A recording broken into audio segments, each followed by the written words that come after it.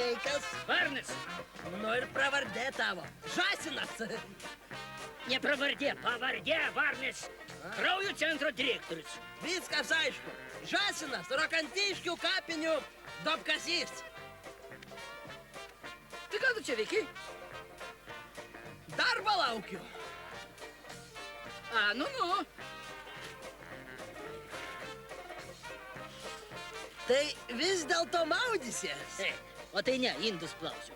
Nu. Ko tu į mane taip žiūri? Noriu įsidėmėt, kaip atrodai. Paskui gydytojui papasakosi. O kam gydytojui? Prieš tai irgi vienas maudėsi. Prašė, kad kartį paduočiau, kai sušuks. O jis sušuko? Sušuko. Bet aš kartės neturėjau. Tai ką, nuskendo? Ne. Bet tokiu veidu išlypo iš vandens. Atrodo, kad jam kas būtų kanopas spyręs į gerą vietą. Nu. Klausyk, tai kada tu pradėjai maudytis? Prieš 13 metų. Tai vienas? Su 13 vyrų. Aišku.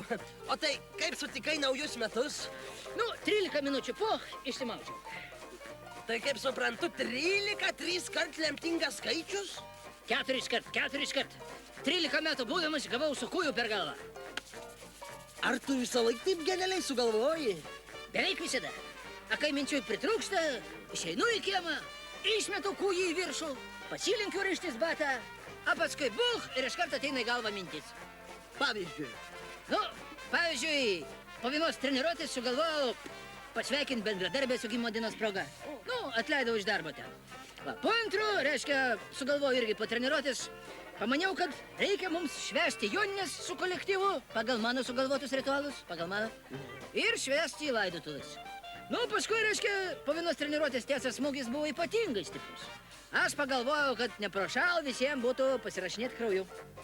Nu, neminėk blogojo.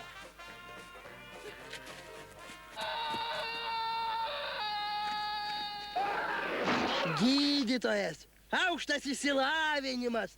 O kad prieš šokant pirmą eketę reikia įsikast, nežino, kur mano kastuvas.